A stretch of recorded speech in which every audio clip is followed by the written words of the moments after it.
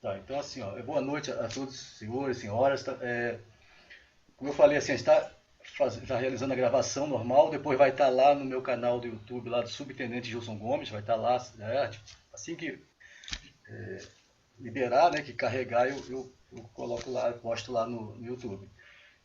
É um prazer poder estar com os senhores e as senhoras aqui, poder estar vendo muitos dos colegas que estão aqui, nós trabalhamos juntos aí, a nossa missão. E para mim é uma oportunidade de poder passar um pouco do que eu vivi no Exército Brasileiro. Né? Eu fiquei 34 anos nas Forças Armadas. Eu ingressei ali com os 18 anos ali, em 1985 na Força Aérea Brasileira e fiquei 3 anos. 3 anos. No terceiro ano eu fui aprovado em concurso público para a Escola de Sargento das Armas. Aí fui para a Três Corações. Né? E depois eu fiz aí 31 anos no Exército direto e fui para a reserva com tempo corrido ali, 34 anos e pouco de serviço, e dos quais 12 anos, assim, 12 anos ali com tempo, com processo, pagamento, inativo, pensionistas, mas desde 2000, assim, do ano 2000 exatamente, eu venho estudando o previdenciário militar, né? Eu venho ali estudando a medida provisória de 2015, desde que teve a medida provisória, ela foi muito questionada na época lá, nós militares, assim, porque ali foi o primeiro momento que nós observamos ali que nós perdemos uma série de direitos ali, mas também nós tivemos alguns militares ali, em alguns postos ali, que tiveram um acréscimo maior do que outros, né? Mas enfim, é um prazer estar aqui então. Então assim, eu sou subtenente do Exército Brasileiro, sou militar da reserva remunerada, sou advogado, formado pela Universidade Federal de Goiás. Fiz a minha pós, né? Fiz uma pós em gestão de políticas públicas, depois eu fiz uma pós em direito militar, né? E depois eu fiz agora estou concursando com os colegas aí do Previdenciário Militar, o MBA, e estou concluindo agora a minha pós de civil e processo civil, né? Para poder aprender, para a gente poder aprender, acompanhar, né? E para mim tudo assim, como eu falei, eu fiquei muito tempo no Exército, nas Forças Armadas, e agora eu venho para poder socializar o conhecimento daquilo que eu vi, aprendi lá e vivi dentro das Forças Armadas. Então, assim, essa foi uma apresentação assim, né, pessoal, assim. Aqui eu vou passar os pontos que eu coloco aqui, né? Eu pontuei com 4 pontos ali, mas o primeiro da reforma da Previdência dos militares, que foi ano passado, começou ali em março. Eu pude acompanhar a tramitação do projeto de lei 1645 na Câmara dos Deputados e depois no Senado Federal. Eu acompanhava militares da Marinha, da Exército, Aeronáutica, pensionistas, isso no início, mas no meio ali, quando nós tivemos a inclusão das forças auxiliares, aí as forças auxiliares tinham uma presença muito mais marcante dentro do Congresso Nacional. E eles têm assim uma força, eles têm assim um poder na política também, porque nós sabemos que eles têm vários deputados federais lá e alguns senadores. Enfim, na tramitação do projeto de lei, nós tentamos sensibilizar os deputados inicialmente para que eles pudessem apresentar emendas ao projeto de lei 1645, várias emendas, né? Tanto a emenda que fala aí dos adicionais, dos percentuais do adicional de disponibilidade militar, né? Que depois eu vou falar ali, mas naquele momento a gente já entendia que era algo injusto, né? Começava com 5 ali no soldado e até 41, enfim. Tem aqui, vou aqui, tem um áudio aqui. Vou aqui fechar aqui, mas depois a gente abre aqui para poder a gente ter um. Então, assim, nós tentamos, junto com os colegas militares, pessoas, tentamos ao máximo sensibilizar os deputados, mas ocorre que esse projeto ele só tramitou numa comissão especial, né? E uma das nossas lutas também era tentar levar, através de requerimento, conseguimos assinaturas de deputados para levar para o plenário. Mas, como os senhores sabem, é coisa da política, né? No momento tem as assinaturas, né? Quem participa, conhece a política, infelizmente, né? No momento você tem as assinaturas necessárias para poder levar uma matéria para ser discutida no plenário, mas logo em seguida, no dia seguinte, já não sentei mais, né? Então foi assim, nenhuma das emendas assim que buscavam a reparação de injustiças foi aprovada, isso na Câmara dos Deputados, aí passou para o Senado, aí fomos para o Senado também, em busca dos senadores também da comissão que estava tramitando esse projeto de lei, e lá no Senado foi ainda assim mais corrido. Por quê? Porque houve um pedido de um acordo lá, através de um senador, que ele encampou essa batalha de quê? De deixar aprovar o projeto como estava, para que não tivesse que retornar para a Câmara dos Deputados, né? E aí, naquele momento, foi assim entendido que era o melhor, então o senador assumiu o compromisso e está realmente assim, tem acompanhado, eu tenho participado de reuniões com o senador, mas a gente vê que não depende dele ali. Enfim, o projeto, então ele foi assim votado, mas ele foi do jeito que estava, do jeito que veio da Câmara dos Deputados e foi aprovado, o PL 1645 se transformando na lei que nós conhecemos, 13954, né, que foi publicada lá no dia 17 de dezembro de 2000. Então esse assim, é o primeiro ponto que eu coloco, que é um retrospecto ali do que aconteceu, por que nós temos essa lei hoje, né, para que os senhores e as senhoras saibam que isso foi, os militares estão, desde o ano passado, eu nunca tinha visto militares envolvidos assim, buscando direitos, né, principalmente militares graduados, igual é o meu caso, praças graduados, né, estamos vendo as pensionistas aí, então enfim, a lei ela conseguiu ser tão injusta, principalmente a base das Forças Armadas, que hoje nós temos diversos grupos aí no Brasil afora. Eu nunca tinha visto assim tanta mobilização. Hoje eu participo de vários grupos de militares pensionistas, eles criam um grupo, me chamam para participar, então são vários grupos no Brasil todo. E como os senhores devem estar acompanhando aí, já tem até uma mobilização prevista aí para outubro, também por conta da Lei 13954, para buscar reparação, mas é o que nós temos ali.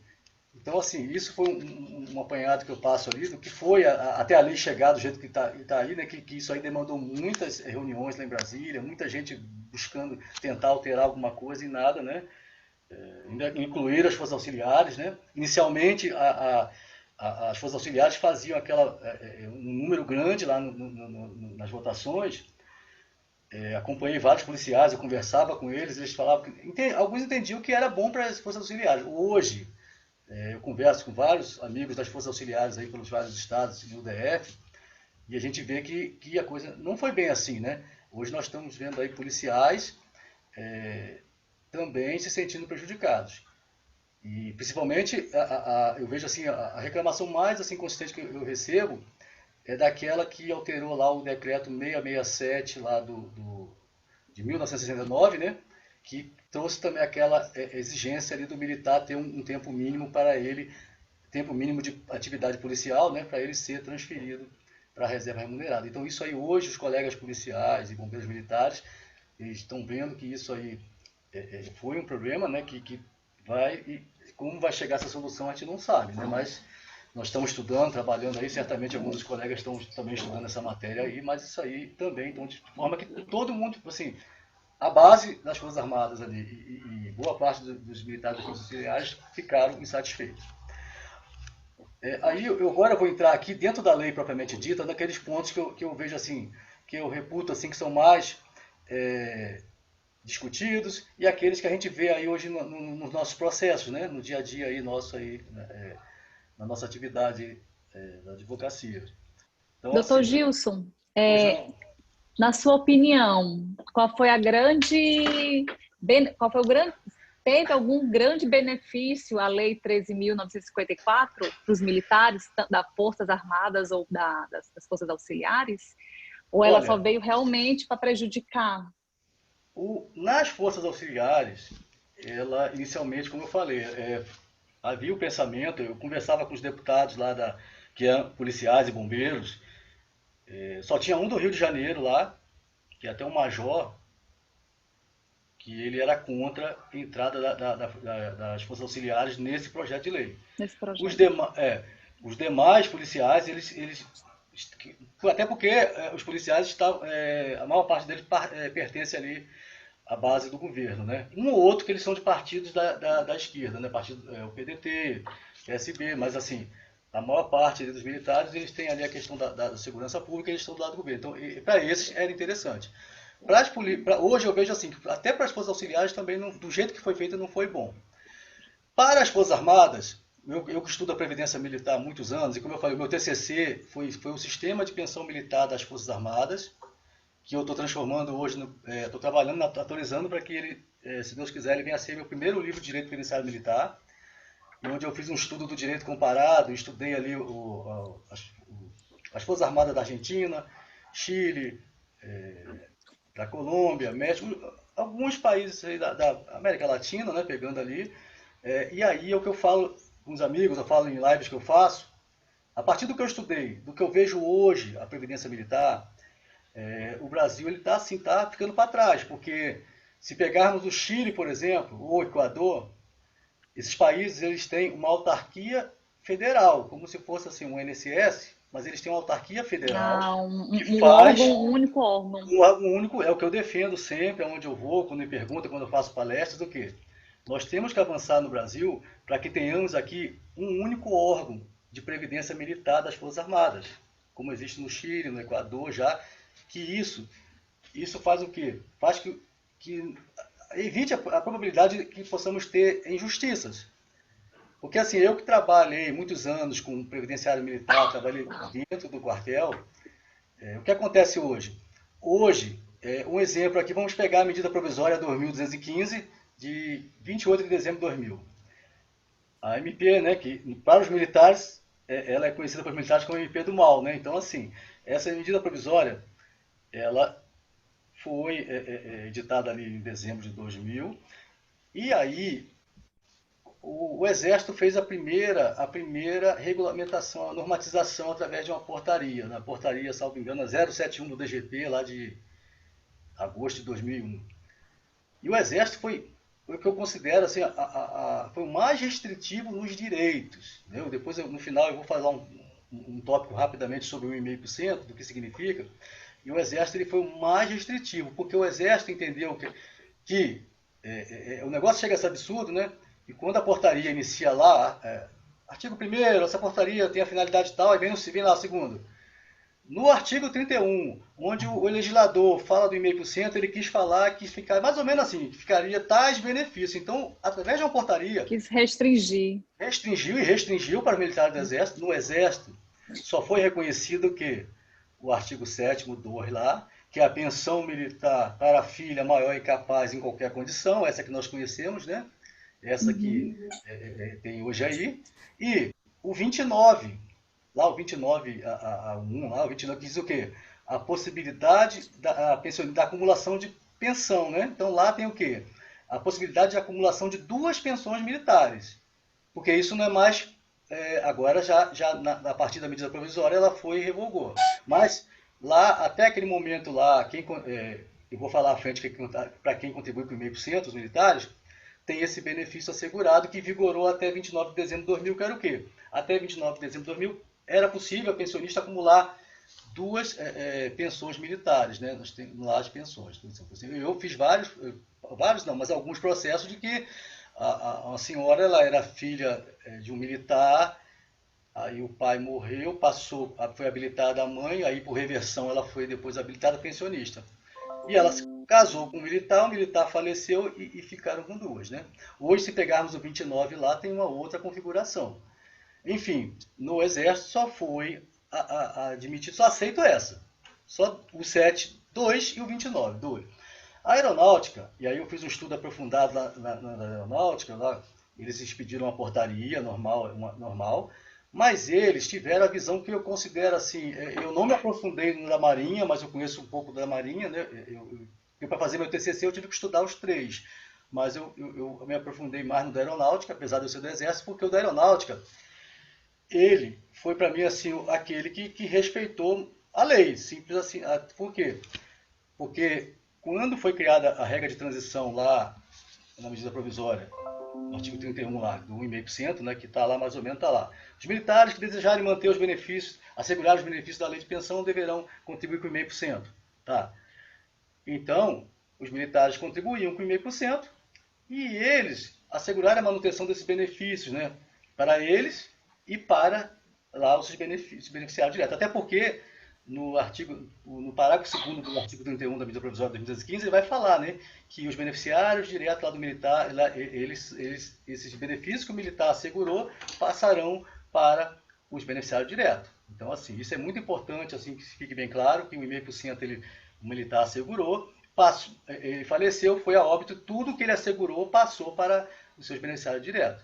E eu falo assim no exemplo, né, que o pessoal vê, eu falo que nós sabemos, né, os doutores e doutoras, que os contratos estão lá na seara do direito privado. Mas estava vendo, tem uma doutrina lá, muito antiga, né, que fala da possibilidade lá do contrato no direito público. E aí, no meu entendimento, o que eu vejo, o que aconteceu naquela época, que eu vivenciei aquilo lá, né?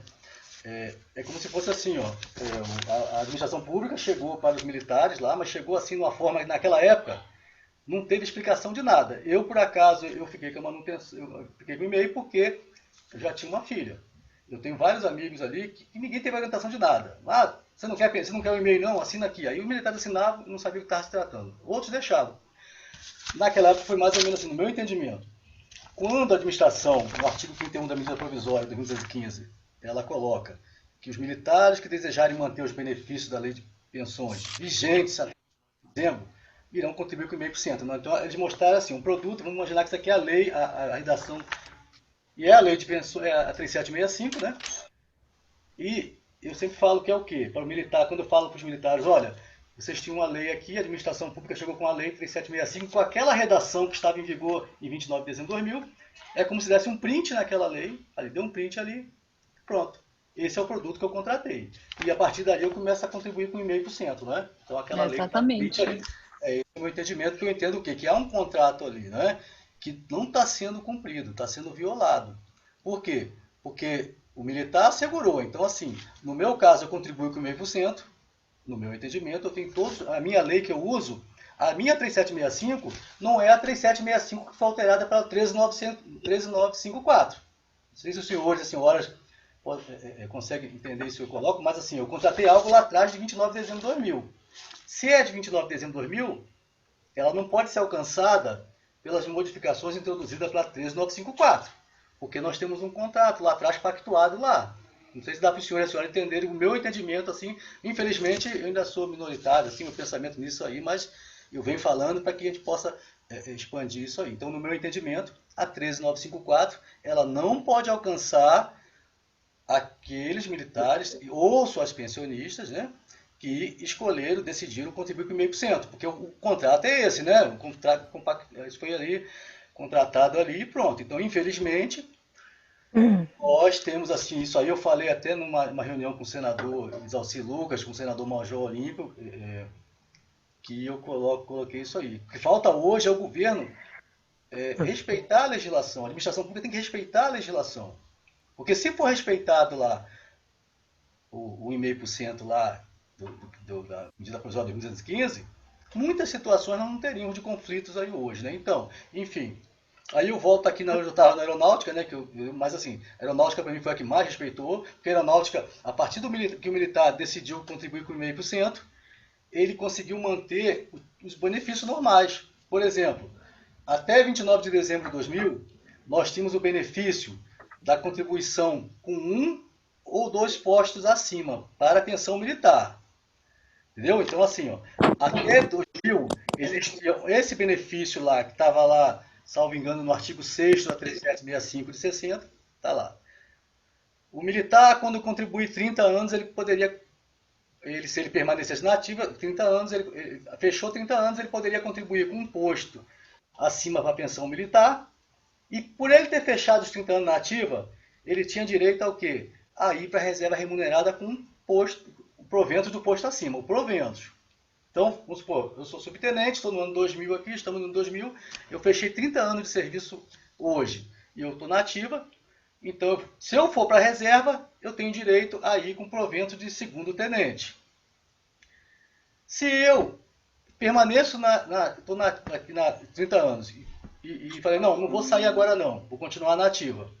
Mas naquele momento, com 30 anos, eu já tinha o direito assegurado, o direito adquirido já, de contribuir com a pensão equivalente a um posto acima.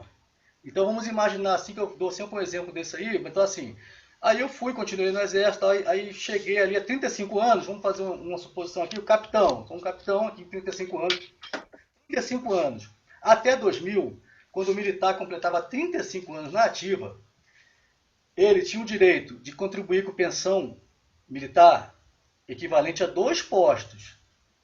E ele tinha o direito, ele em vida, a ser transferido para a reserva remunerada com os proventos de 2 postos acima. Então, eu, capitão Gilson Gomes, 35 anos de serviço, falei, não, agora eu contribuo já com pensão de 2 postos, quer dizer, eu sou capitão, naquele momento eu contribuía ali com o quê? Na ativa, enquanto capitão, eu contribuía com o quê? Com major, tenente-coronel. Isso na ativa. No momento que eu fechei 35 anos e ia para a reserva remunerada, aí já estava lá no Estatuto dos Militares, um direito do militar, ao completar 35 anos de serviço na ativa, ser transferido com 2 postos. Então o que acontecia? Eu era capitão, passava a receber provento de 2 postos, major, tenente-coronel. Isso em vida. Então eu fui embora para casa aposentado ganhando 2 postos normal. Mas eu tinha o direito lá do artigo 6º da 3765. Então eu podia pagar o quê? 2 postos acima do que eu já recebia. Então vamos lá, tenente-coronel, coronel, general. É por isso, às vezes, quando a gente atende clientes pensionistas, eu vi vários casos assim, com pensionista assim, uma pensão de brigadeiro, uma pensão de coronel. Mas, na verdade, quando a gente vai estudar o título de pensão, né, porque a base de tudo é pegar o título de pensão para a gente analisar, né, e ver lá o que tem lá. Aí vai ver, o militar, ele faleceu em tanto, mas ele chegou até tal posto, graduação, e ele tinha o direito a proventos de 1 ou 2 postos acima, e em cima disso ele tinha pensão militar também de 1 ou 2. Então, assim, há toda uma configuração que isso tudo era até 2000. De 2000 para cá, aí acabou. Aí quem já estava com o tempo fechado ali de 30 anos conseguiu manter esses benefícios. Na aeronáutica, eles permitiram a manutenção de todos os direitos da Lei 3765 de 60 para quem contribuía com 1,5%.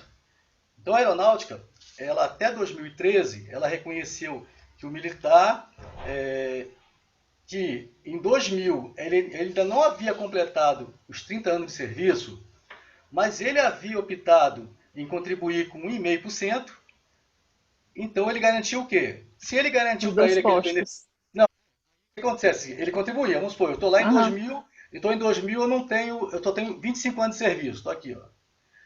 Mas eu falei, não, eu quero contribuir com 1,5%. Aí comecei a contribuir. Se eu sou da aeronáutica, eu estou contribuindo com 1,5%.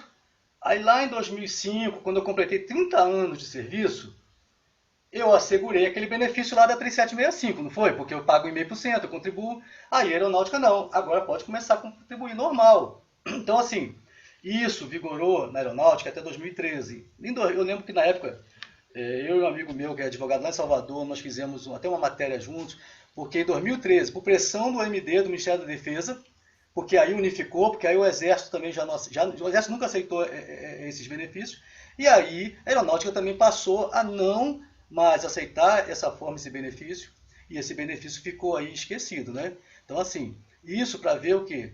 Que está na lei, são coisas assim, hoje nós temos o quê? É o que eu falo, nós temos um antigo regime de previdência militar, que ele vigorou até o ano 2000, e nós temos um novo que começou lá em 2000. E agora tem um outro, né, que seria outra coisa, pós-moderna, alguma coisa assim diferente ali também. Mas é preciso entender o quê? Que transitando entre o antigo e o novo, e agora o pós-moderno, o que quer que seja, nós temos os militares que contribuem com 0,5%, e nós temos as pensionistas dos instituidores que contribuíram com 0,5%. Então eles estão assim, traz o antigo regime, entra no novo e vai até agora. Entendeu? Então, assim, é algo que precisa ser estudado, precisa ser debatido, porque, no meu entendimento, assim, muitos direitos aí estão sendo violados, muitos direitos são violados, por quê? Porque não há um respeito a algo que foi pactuado lá em 2000, né? Então, assim, esse ponto, assim, é algo que eu reputo, assim, que deve, assim, os colegas advogados devem aprofundar estudo nessa matéria. Eu sei que, assim, é algo no contexto histórico, né? Que quem viveu, por exemplo, eu conto porque eu vivi isso lá, porque eu lutava por isso lá, Porque na época, em 2000, eu participei da associação de praça lá no Rio de Janeiro. Nós criamos uma associação para lutar por direitos, para lutar lá contra o regulamento disciplinar do Exército. Só para assim, porque assim, eu vivi, então eu entendi mais ou menos, eu consigo acompanhar, né? Mas assim, é algo que a gente consegue passar para os colegas para poder a gente entender. Então assim, o 1,5% é complexo, depois a gente pode marcar um outro encontro e aprofundar, algo assim, mas Debate. um debate, porque assim, o meu posicionamento hoje, eu ainda sou minoritário, mas é o que eu como falei, a minha posição é essa aí. Tem gente, tem pensionistas principalmente sendo violadas em seus direitos. Muitas, muitas, muitas. Entendeu? Então, assim, por quê? Porque o instituidor contribuía com 1,5%. Então, ele tem um. É a lei, né? Eu sempre falo assim, ó, tá Doutor, na lei. Entendeu? doutor Gilson, Assim, só ó. uma Pois pergunta não. aqui. Sem querer interromper, o Rodrigo Maia ele teve uma fala aqui no Rio de Janeiro. Foi mais ou menos, acho que há 8 meses atrás, quando teve um seminário aqui, ele participou falando sobre a reforma da Previdência. Foi uma coisa que me incomodou um pouquinho, quando ele disse que militar sabia fazer conta. E, dando a entender, na minha opinião, que o militar sabe fazer conta, então ele sabe que se não houver, se a questão da reforma não afetar o militar, provavelmente também vai afetar os cofres públicos. O senhor falou que trabalhou com previdência militar aí no estado de Goiás. O que eu quero saber é o seguinte, assim, as contas que os militares fazem também levam à conclusão de que havia necessidade de reformar o regime próprio de previdência de vocês? Ou como é que funciona essa questão no É, entendimento do militarismo aí, professor, por favor? olha, quando eu comecei a pensar no meu TCC, que eu falei, eu vou falar sobre o sistema de pensão militar das Forças Armadas, né? Que eu comecei a estudar, abordar e pesquisar, né? Fui lá buscar lá, junto ao Ministério da Defesa, lá, o impacto, não é? Lá busquei a questão do impacto lá sobre o Tesouro Nacional, fiz uma série de pesquisas lá, né?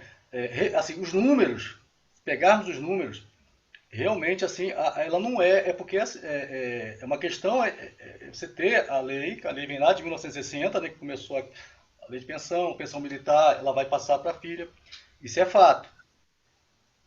Mas assim, quando eu pego, depois eu vou disponibilizar quando eu terminar, né, que vai ser o meu livro, se Deus quiser, eu pretendo divulgar, mas eu coloco isso lá. Uma das propostas ao final do TCC era o quê?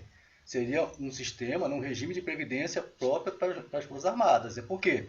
Um sistema que fosse o quê? Ele fosse, tivesse equilíbrio nas contas. Porque uma coisa é gestão, né, assim, que eu entendo assim. Uma coisa assim, ó, se a pensão militar ela é deficitária, se não há equilíbrio, né, não há sustentabilidade no sistema, não pode ser os servidores, os militares, que quer que seja, ou as pensionistas, que temos que arcar com ser assim, vamos ser estruturar de uma forma que ela seja assim, que vai criar prejuízo, que vai violar direitos. Então eu penso assim, tinha que ser feito, se pegar no meu TCC, tá lá, tá na internet, no TCC tá lá. Realmente eu coloco o quê? Uma das propostas minhas é o quê? Era uma reforma que fosse o quê? Se criasse um regime ali de previdência dos militares, como tem no Chile, onde eu estudei, onde tem do Equador, que é o quê? É uma autarquia federal que é o Instituto de Seguridade Social das Forças Armadas. Porque, assim, se nós pegarmos a Previdência, pegarmos a Previdência Social, por exemplo, quando nós falamos assim, ó, aí o militar, né, fala, não, militares não têm previdência militar. Eu defendo previdência, que tem a previdência militar, porque segundo a doutrina majoritária, quando nós temos dois elementos que compõem, que constituem a previdência social, nós temos sim um regime de previdência, no caso, previdência militar. Por exemplo, pegamos lá, dentro da previdência social, nós temos os elementos que constituem qualquer previdência, que é a aposentadoria, a pensão por morte e benefícios por doença. São os três elementos que constituem uma previdência social. Aí vamos levar isso para a previdência militar. Militar não se aposenta. Militar, ele é transferido para a reserva remunerada, ele não, ele pode ser mobilizado, tal. Isso aí, assim, isso aí é o que está na lei, né? Mas assim, eu particularmente, que fiquei 34 anos, eu lembro aí, se lembrar, eu lembro talvez de um militar que eu vi que o militar assim voltou. Eu não vi outros. Mas enfim, diz assim, militar não se aposenta. Tudo bem, tira o militar e não se aposenta e se transfere para a reserva remunerada. Vamos afastar o militar.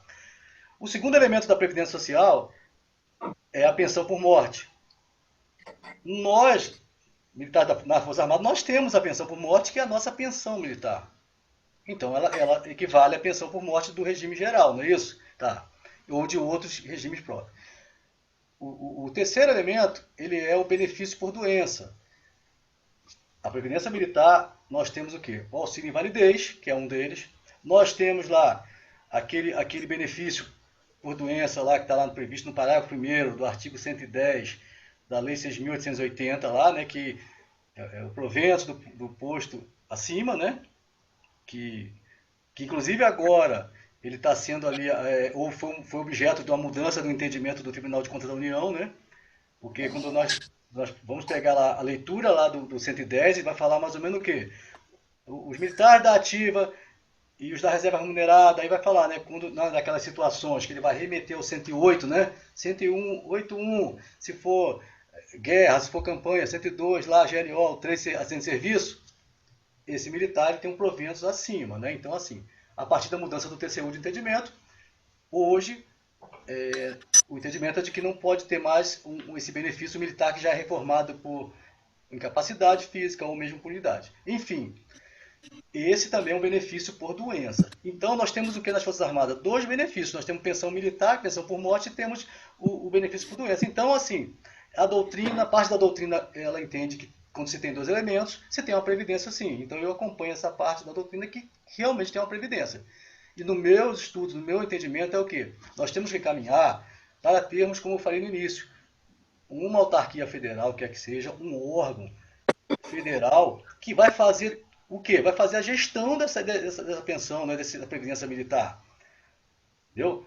E aí, a partir do entendimento de gestão, lá, de fazer lá a questão do impacto no Tesouro Nacional, porque eu, como militar, eu entendo que nós não podemos onerar o Tesouro Nacional. Nós temos que ter um regime o quê? Que seja sustentável, né? Que ele tem que se manter ali, ainda que se o governo tiver que contribuir alguma coisa lá, mas que seja o mínimo realmente. Mas isso faz o quê? Isso faz parte do sistema de gestão. Isso só vai acontecer quando nós tivermos no Brasil um único órgão que congregue toda a Previdência Militar. Hoje, como funciona? Hoje nós temos uma diretoria de nativos e pensionistas no Exército, que lá no Exército é a Diretoria de Civis, Nativos e Pensionistas, que é a DECIPA. Tem uma outra lá na Aeronáutica e tem uma outra diretoria lá na Marinha. Então imagina assim, hoje nós temos 3 órgãos gigantescos assim, né, para congregar, fazer todo esse processamento de direitos, de pagamento, ao passo que um só. Né? Na era da tecnologia que nós temos assim, né, da informação, nós estamos aqui falando uma conversa, batendo um papo aqui, cada um está no lugar do Brasil. E no meu entendimento não se afigura razoável permanecer essa estrutura gigantesca. Pode ser substituída por um único órgão central, onde só esse órgão vai emitir o quê? Todas as normatizações lá, tudo. Só ele que vai falar como vai ser cumprido, né? Como o militar, o pensionista vai ter acesso àquele benefício, àquele direito. Hoje não, hoje no Brasil... A estrutura também onera os cofres públicos, né? Não, e a confusão da legislação, né? Se o INSS, se com um da RGPS é uma confusão, imagina um lugar que são 3. São 3. E cada um... Olha, às vezes eu já vi caso do que é benefício de uma força, na outra não é aceito. Mas por quê? Porque são portarias.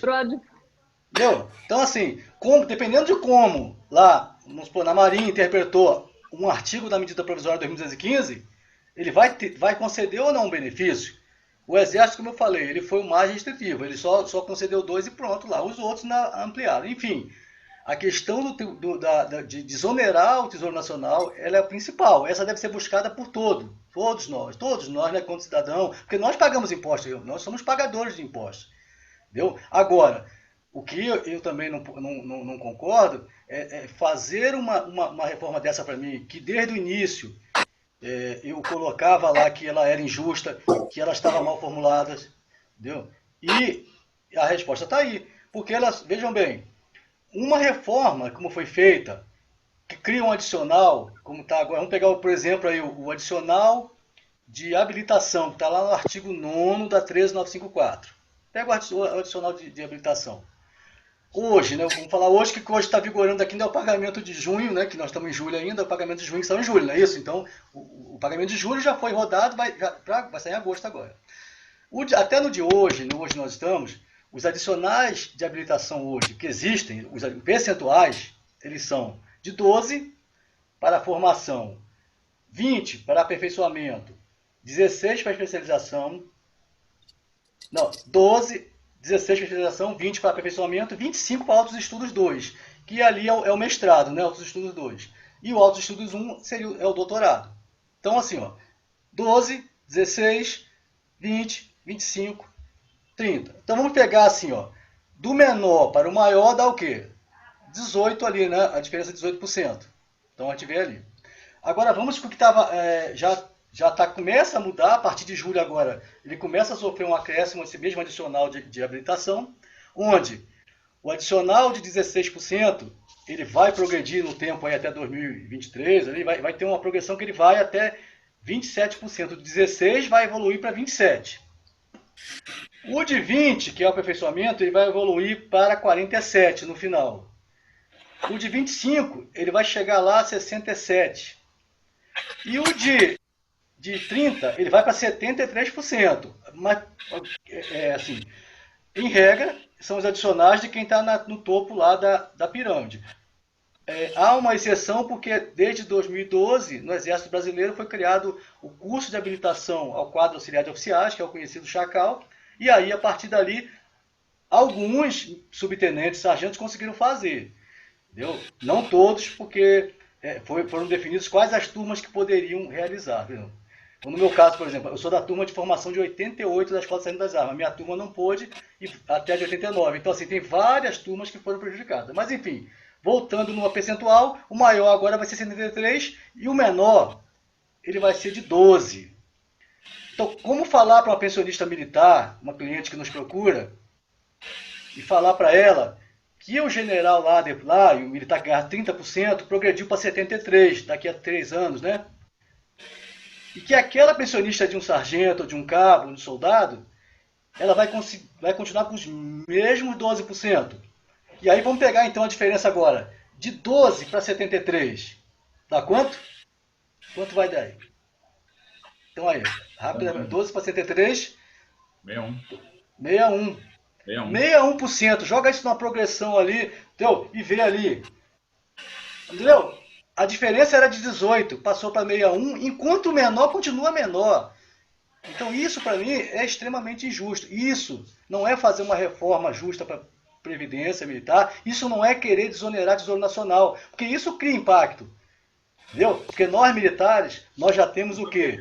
Um escalonamento vertical.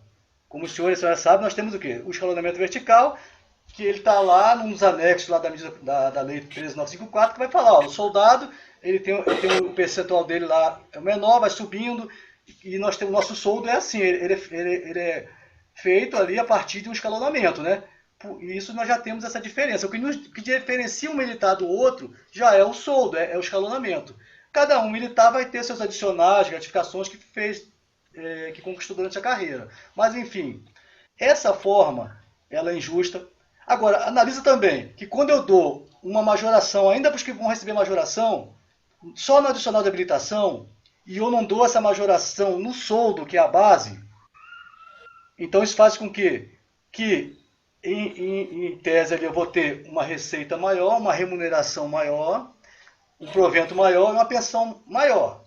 Mas só que isso vai fazer o quê? Com o imposto de renda também ele vai ser maior, porque ele vai ter lá, então, quando se for fazer a avaliação lá, esse militar, essa pensionista, ele acabou assim, não foi aquela majoração que houve, né? Que não houve um reajuste. Mas assim, ainda que o governo fale que não houve reajuste lá, desde a tramitação do PL, nossos estudos lá, nós temos o quê? Já a certeza que isso sim é um reajuste.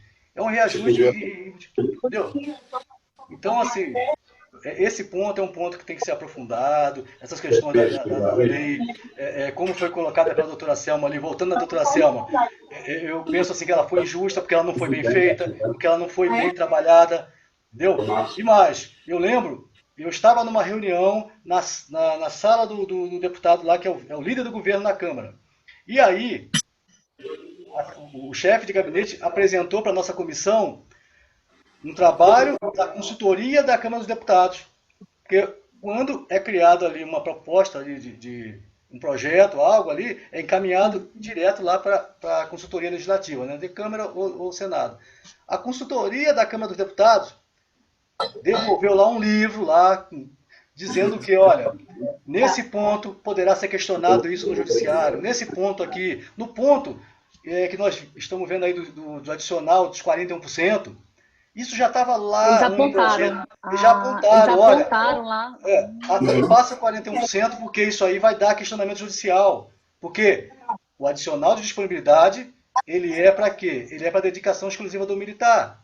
E ninguém é mais militar do que o outro, porque a nossa diferença está no soldo. Então, se você dá um adicional maior, cria um adicional maior para quem já recebe mais, você aumenta as distorções.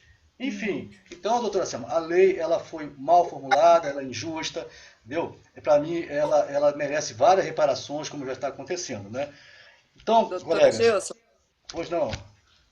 Pegando um gancho aí nessa pontuação, doutora Selma, então o senhor entende que a simetria das forças que veio com a nova lei não gera um ponto positivo para as forças auxiliares e forças armadas, ou teve um ponto positivo para uma delas?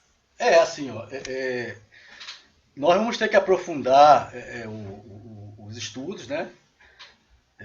Até porque, assim, nesse ponto, assim, hoje, assim, quem tem um estudo maior, nesse caso ali, que eu conheço, assim, que é a professora Alessandra Minaré, né? Que ela aprofundou nessa parte, ela conhece bem, né? Quem ali com quem, assim, uma pessoa que conhece muito o direito penitenciário militar, com quem eu estudo com ela, né? Sou aluno. Mas eu entendo assim, nós vamos ter que estudar essa questão.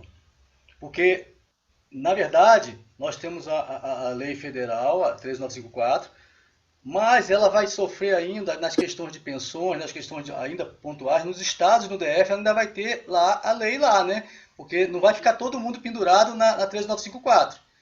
Por exemplo, um estado que hoje tem aí o posto acima para os militares na ativa, aí nós teremos que ver, né, estudar, aprofundar e ver como seria possível trazer esse benefício. Assim. Mas porque assim, ó, nem tudo vai estar na questão das forças auxiliares, elas vão estar ainda numa lei lá estadual, que vai o quê? Ela vai levar os princípios ali de quê? De 35 anos de serviço, desses pontos que estão na 13954 que precisam estar lá.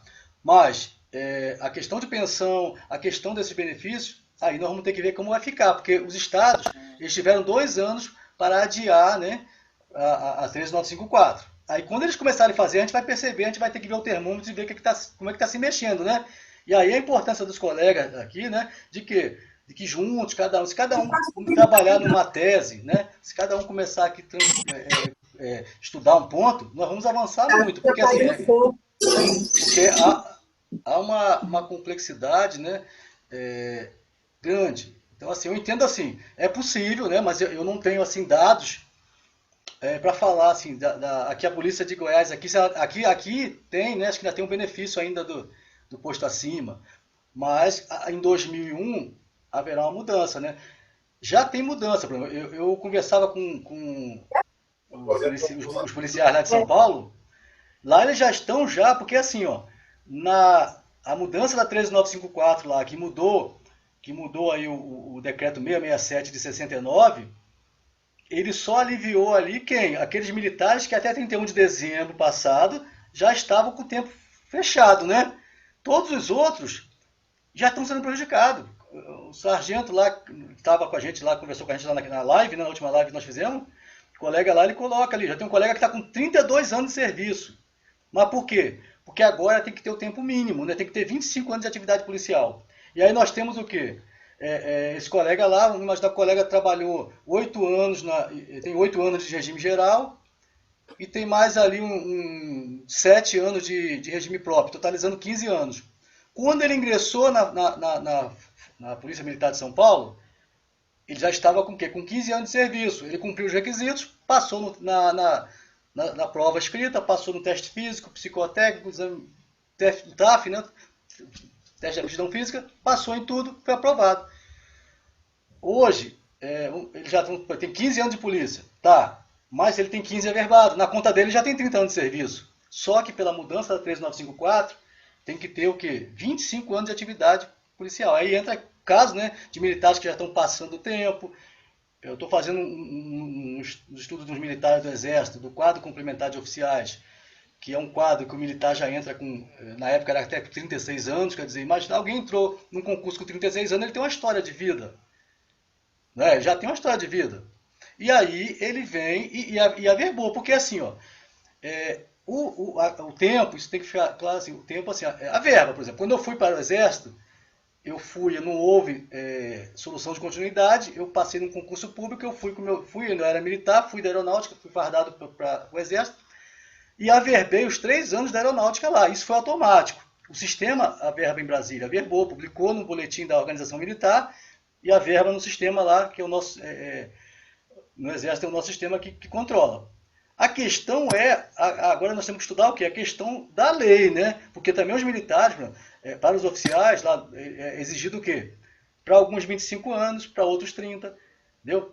Porque quando se exige um tempo, você tem que ter 35 anos de serviço, vamos imaginar aqui, oficiais que fizeram as escolas aí ou fez a Academia Militar da Agulha Negra, ou fez a Escola Naval, ou fez a Academia da Força Aérea. Para esses militares que ingressaram lá com jovens, né, 18, ou até menos, né, porque já vem até das escolas preparatórias, eu não vejo problema para pegar um oficial da AMAN, da AFA, da Escola Naval, e falar, olha, no final da carreira você tem que ter 30 anos de serviço. Mas por quê? Porque ele já vem de SpaceX, já vem de escola preparatória, ali, né, ou então ele vem da academia, então ele já vai ter 5 anos. Esses que estão aí, esses atuais oficiais, apesar de não contar o tempo, mas agora contava. Então, para eles contam tudo, poxa. Entendeu? O ano que eu fiz de escola, contou. Entendeu? Então, assim, agora não conta. Mas os que estão para ir para a reserva, conta. Então, para esse não tem problema. Agora, pegar um oficial do quadro complementar de oficiais e exigir dele que ele tenha 25 anos de Força Armada, eu não acho isso justo. E aí, aqui eu sempre coloco que, assim, eu sou um estudioso dos direitos humanos, né? Eu defendo direitos humanos, talvez tenha outros militares, né? Mas eu participo do grupo da Universidade Federal de Goiás, dos direitos humanos, e os direitos humanos também, é preciso que todos nós tenhamos, assim, essa visão, né? Porque se fala muito aí, a gente vê, os direitos humanos é direito de defender humano, não, nós sabemos que não é nada disso, né? Infelizmente, na graduação, pelo menos na Federal de Goiás, não aprendi isso lá. Apesar de ter o grupo núcleo de estudo de direitos humanos.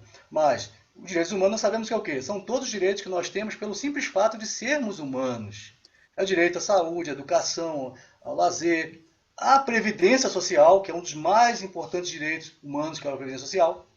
Entendeu? E aí, pegando esse gancho dos direitos humanos da previdência social, como falar para um militar da Força Auxiliar que ele trabalhou 15 anos fora da Previdência Social agora, e esse tempo só vai poder contar 5 anos. Que não vai contar. Isso é violar um dos direitos humanos, né? Então, isso é o meu entendimento, né? Ainda é preliminar, estou aprofundando, mas isso nós sabemos que direitos humanos, né, doutora Massa, só vão ser lá no STF que vão ouvir a gente, né? Se falar em primeira instância, juiz, não tem nem saber disso, mas lá em cima vai ter que alguém vai escutar, porque, assim, na verdade, é um dos direitos humanos. Vai ter que engolir, porque a Previdência Social é, sim, um dos direitos humanos mais importantes do cidadão, porque nós não vamos ficar com a mesma idade a vida toda.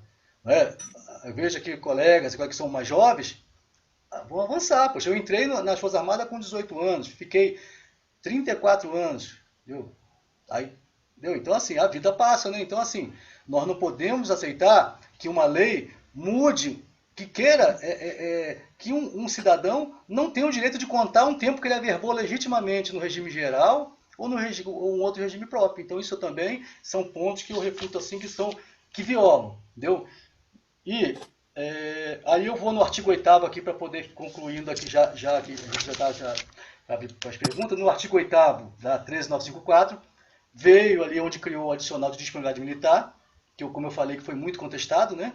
Que no artigo 8º cria o adicional de disponibilidade militar, enfim, resumindo, ele é para quê? É dedicação exclusiva para militares da ativa, reserva remunerada e reformados. Todos estão recebendo. Inclusive as pensionistas também estão recebendo. Entendeu? Então, eu tenho clientes que recebem adicional de disponibilidade, a outra recebe tempo de serviço, na mesma regra que foi aplicada para os militares. Mas, enfim, e aonde está a violação nesse artigo 8º, nesse adicional de disponibilidade? Está lá onde? Está no parágrafo 1º do artigo 8º, quando ele fala que é vedada a acumulação dos adicionais de tempo de serviço e de disponibilidade militar. Entendeu? Porque se pegarmos ali o entendimento já do STF, nós sabemos que é no sentido de que a administração pública ela pode sim criar novos adicionais, pode incorporar, transformar, mas desde que esses adicionais eles tenham o mesmo fundamento e os mesmos objetos. Entendeu? Não respeitando esse ponto, há uma violação.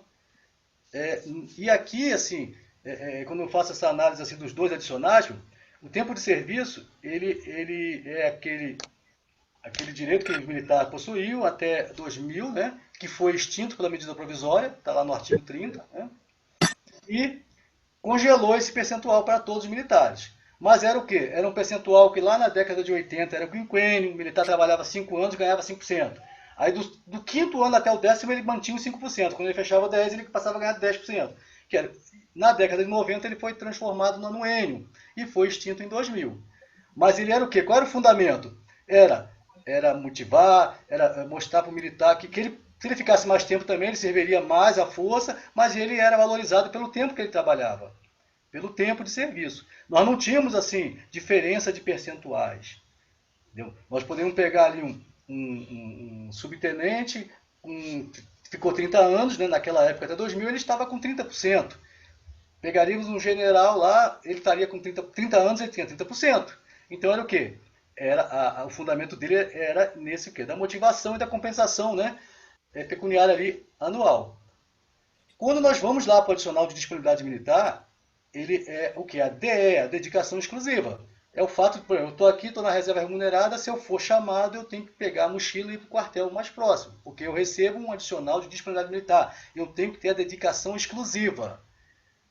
Ora, esse aí eu tenho que ir. Tudo bem, eu recebo esse adicional por ser dedicação exclusiva. Mas esse adicional que me foi retirado lá o tempo de serviço, eu entendo que ele era um direito adquirido do militar. E aqui nesse ponto é interessante que em janeiro eu escrevi um artigo, está lá na minha página lá do Facebook, lá, Subtenente Gilson Gomes. Em janeiro eu fiz o quê? Um artigo onde eu defendi o quê? A possibilidade da acumulação dos adicionais de tempo de serviço e de disponibilidade militar.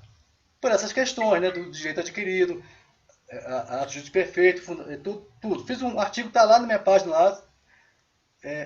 Mas na ocasião, a partir de então, né, vários colegas advogados, até militares que são advogados também, principalmente os militares, que nós participamos de vários grupos, né? E eu só ver aqui que está um som aqui, deixa eu só... Então, assim, em janeiro, os colegas, não, tu tá maluco, cara. Como é que vai? A lei fala que expressamente é vedado, tá? Então, tá. Aí eu escrevi. Quando foi ali no dia 30 de abril, nós tivemos a primeira sentença procedente lá no Rio de Janeiro. E aí eu lembro que acho que o 30 de abril tinha sido quinta-feira na sexta, né? Mas aí os colegas militares nos grupos, imagina um grupo, no Brasil todo tem não sei quantos grupos agora de WhatsApp. Eu não consigo dar conta de todos os grupos que eu estou, né? Então eu vou ali e falo. Mas quando eu acordo, eu sempre falo, né? Eu pego lá meu celular, né, para ver o que aconteceu enquanto eu estava dormindo, né? Pô, dormi aqui, acordei, né? Vou ver, né? Aí eu tenho meus grupos, né? Eu tenho meus grupos de WhatsApp que eu crio para fazer previdência, debate, né? No Brasil todo. Então, assim, aí eu peguei lá e então um amigo meu botou lá, ó, sentença. Eu falei, pô, legal, eu vou ler, né? Já levantei, eu li. Aí eu não sei se os colegas já sentiram assim, que eu falo assim, ó, quando tá lendo alguma coisa, tá lendo um texto, fala, peraí. Aí eu tô lendo isso aqui, não é possível. Aí fui, não, li mais. Aí eu falei, peraí, vou pegar meu artigo lá, porque eu falei, porra, eu vi isso aqui em algum lugar. Aí peguei o artigo e comecei. Aí comecei batendo, batendo. No final, na sentença, tinha pelo menos 50% do que eu escrevi. As vírgulas e tudo. Mas assim, muito bacana, muito legal, mas poderia ter colocado meu nome lá, né? Segundo Gilson Gomes e tal, né? Então, mas eu fico satisfeito de quê? De ver que o que eu escrevi lá em janeiro, que foi muito criticado, e mais à frente ele foi algo que realmente está servindo. Pelo menos na primeira instância, assim, né? E que se for bem fundamentado, eu acredito que tem como levar, não tem como, Deus, aí cabe que os colegas aprofundem o estudo, né, aprofundem ali o embasamento, porque para fazer uma defesa mesmo de qualidade, como eu acredito que farão. E aí veio maio, em maio sai uma sentença lá de Minas Gerais. Eu falei, não, pô, não vou ver isso daqui, não é possível que eu nem descartei qualquer hipótese de ter outra coisa igual. Aí abril de maio também está lá. A mesma coisa que eu escrevi, as vírgulas, uma outra palavra ali, mas tá lá no site, lá o colega marcou, né, iluminou. Enfim, nós não temos ainda, a lei é nova, nós não temos uma doutrina sobre isso, né? Eu estou trabalhando no meu livro, espero que depois os colegas ajudem, né? Comprem meu livro, né? Porque eu tenho 5 filhos, como eu sempre falo, né? Com 5 filhos tem que escrever muito livro, tem que trabalhar, tem que advogar, por isso que eu estou na reserva, estou trabalhando, né? Então, tá ali, tô vendo minha filha aqui, Amanda ali, Amanda Gomes, lá do Rio de Janeiro, a doutora Amanda Gomes ali, ó, papai aqui, a cara do pai, ó. Então, assim, então é algo gratificante, ainda que não me citaram 2 vezes, mas eu fico, assim, feliz de saber que aquilo que eu acredito, aquilo que eu imagino, está sendo usado por juízes, né, para que possam mostrar ali. Enfim, esse tempo de serviço e a disponibilidade militar é algo que está aí em voga. Depois disso, nós tivemos aquela sentença procedente dos 41%, e essa eu sempre falo que essa ainda acho que é uma ação ainda mais tranquila, né, do que a própria acumulação, né? Porque na acumulação nós temos o quê? Nós temos o militar que recebe a disponibilidade militar e perdeu o tempo de serviço. Mas nós também temos o militar que recebe o tempo de serviço e não recebe a disponibilidade. Mas desse militar será cobrada também o quê? A dedicação exclusiva. Então, desse que recebe o tempo de serviço, eu também falo o quê? Que esse também é uma inicial ali mais tranquila, não é? Porque não tem que fundamentar em direito adquirido nenhum. Tem que fundamentar que tem uma lei que diz que ele tem que ter dedicação exclusiva, não seria isso? A lei falou, então é a lei que está sendo desrespeitada. Já o inverso não. Agora, nos 41%, ele é bem tranquilo. Eu acho assim, por quê? Porque a sentença está lá, está o quê? A sentença vem trazendo o quê? Aquela jurisprudência lá do STF com relação aos 28,86%, que foi aquela situação que nós tivemos lá em 1993. Que lá na época, eu lembro bem dessa época aí, porque... primeiro eu lembro porque eu estava com pouco tempo nas Forças Armadas, né? Eu tinha menos de 10 anos, e nós éramos praticamente ameaçados de que, ó, só faltava falar, mas tudo indicava que, ó, quem entrar no judiciário não terá promoção, não terá nada, mas era bem um negócio assim. E naquela época aconteceu ali houve um reajuste, só que ele foi diferenciado, ele foi escalonado lá, já existia o escalonamento vertical e deram um reajuste escalonado, que vem a ser o quê? O que acontece com o adicional de disponibilidade, que começa com 5 do soldado e vai até o general, almirante ou brigadeiro, ao 41%. E como nós vimos lá no início, né, a doutora Selma coloca ali, que vai ampliar o quê? A distância entre ali, né? Por isso que hoje nós temos ali os oficiais generais quase chegando, se não chegar ao teto constitucional, e a base toda achatada lá toda, por quê? Porque realmente é algo que precisa ser buscada a devida reparação. E somos nós, enquanto advogados, que vamos trabalhar para isso, que vamos defender esses militares e essas pensionistas. Enfim, meus amigos, eu venho aqui, deixa eu ver o que mais entendo importante ali. A questão das pensionistas, porque se eu não falar também aqui na live, elas vão ver no YouTube, depois do meu WhatsApp, elas vão ficar direto jogando, né? Doutor, você não falou da gente, mas assim, as pensionistas, assim, eu entendo que elas são uma das mais prejudicadas, porque as pensionistas agora, elas foram colocadas lá, eu venho aqui para o artigo 4º, está no artigo 4º da 13954, que alterou o artigo 1º da 3765 de 60, e colocou lá, né, são contribuintes da pensão militar, todos os militares das Forças Armadas e seus pensionistas, está lá agora, né? Então elas estão agora jogando, então mesma coisa, estão lá. Depois disso, ainda não satisfeito, a lei fez o quê? Traz uma alíquota ali, né? Para ser descontada ali em caráter, extraordinariamente, né? Mas a lei traz extraordinariamente, traz mais duas alíquotas, né? Traz uma alíquota de 1,5% e uma de 3%. Então hoje, as viúvas ali que foram instituídas até 2000, elas contribuem com 9,5%. Aquelas que foram instituídas a partir de 2001 e que os instituidores contribuíram com 1,5%, então elas pagam 9,5%, contribuem com 9,5%, mais 1,5%, 11%. E as filhas maiores e capazes, elas contribuem com 9,5% mais 3%, totalizando 12,5%. E aí, nesse ponto aqui, quando eu falo das questões de injustiça, mas assim, eu vejo bem assim, porque esse 1,5%, se nós pegarmos a medida provisória 2215, não tem nenhum artigo, não tem nada dizendo que o militar que aceitou contribuir com 1,5%, esse 1,5% vai ser transferido lá no futuro para a sua pensionista. Pelo contrário, a medida provisória 2215, no artigo 31, ela traz que a pensionista, né, quando o militar for a óbito, a pensionista ela tem o direito de ter os mesmos benefícios que foram lá garantidos, assegurados pelo militar. E que não foi o de pagar 1,5% e que não foi de pagar 9,5% a mais. Entendeu? Então, assim, esse de 1,5% eu acho assim, que é algo absurdo. E os 3%, então, porque assim, eu não vislumbro extraordinariedade que não caiba também, não seja lá elevada até meus militares. Eu só contribuo com 9,5% e todos os militares das Forças Armadas. Por que as pensionistas agora que entraram vão contribuir com 1,5% ou com 3% a mais? E aí nós temos que lembrar que lá em janeiro, a partir de janeiro de 2021, haverá lá um acréscimo de mais um ponto na alíquota lá. Então, a contribuição será de 10,5% mais 1,5%, que vai fechar 12%, né? E 10,5% mais 3%, que vai fechar 13,5%. E aí os senhores e as senhoras sabem melhor do que eu, muito melhor que as pensionistas nos procuram o quê? Com todos os problemas possíveis. E aí, assim, é aí que eu vejo o quê? Que nós temos que começar o quê? Trabalhar ali no sentido de construirmos teses jurídicas que no futuro elas serão levadas adiante, vão ser confirmadas para poder defender as pensionistas, né?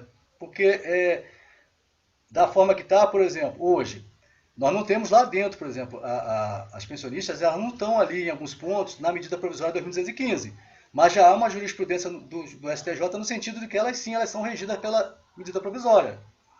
E um ponto que nós sabemos que já é o entendimento do STJ é naquele ponto lá que é muito aplicado lá para a pensionista, que é no parágrafo 3º do artigo 14, né, da medida provisória 2215, que ele vai falar o que lá? Os militares das Forças Armadas, os militares não podem receber remuneração ou provento menor do que 30%, né, do que ele recebe. Isso está lá. Então, assim, há uma garantia para o militar que ele não pode receber menos do que 30%. Mas, nesse dispositivo,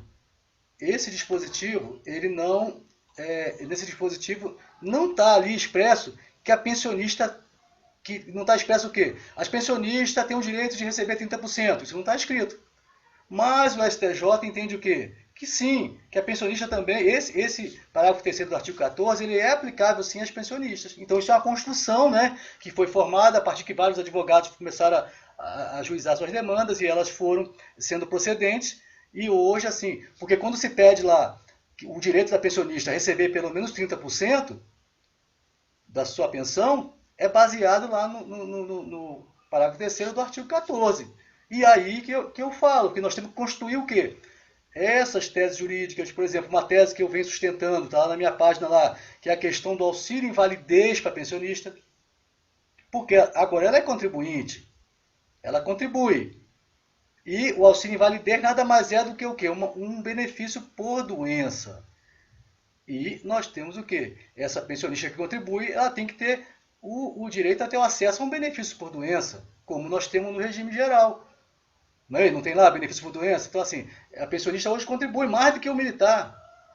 Mais do que o militar. Então, assim, o que nós temos hoje, senhoras aí de idade com problemas graves de saúde, que não pode ter o auxílio invalidez. Mas isso tem que ser construído, né? Tem que ser construído, tem que ser debatido em outras reuniões como essa, outros colegas sustentarem, defenderem ali teses, né, que nós vamos construir. Mas, enfim, colegas, esses pontos foram aqueles que eu considerei assim, mais relevantes, porque o negócio parece complexo, mas não, é porque só mais eu penso que eram os pontos que eu queria apresentar, e nós falamos alguma coisa aqui da adicional de disponibilidade, habilitação, pensionista, né? As pensionistas são as mais injustiçadas e tem, assim, hoje eu sou também minoritário, no sentido de que há uma saída para as pensionistas, né? Então, assim, mas eu preciso nós precisamos estar assim, que vários colegas vão criando suas teses jurídicas também, vão ajuizando suas demandas, e aí nós vamos construir uma mudança aí, né?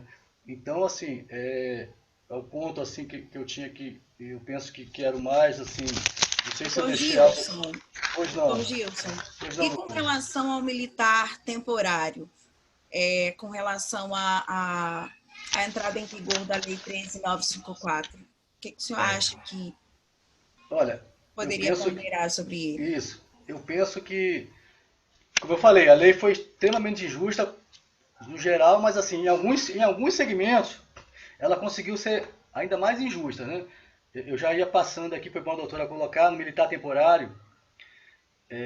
Quem é militar aqui, né, os colegas que são militares, sabem que já foram das Forças Armadas somente, porque nas polícias, pelo menos aqui em Goiás, teve temporário por um tempo, né, doutora Márcia? Nós tivemos temporário, mas depois não tem mais. Eu não sei em outros estados, mas nas Forças Armadas nós temos um grande efetivo de temporários, que conduzem as forças.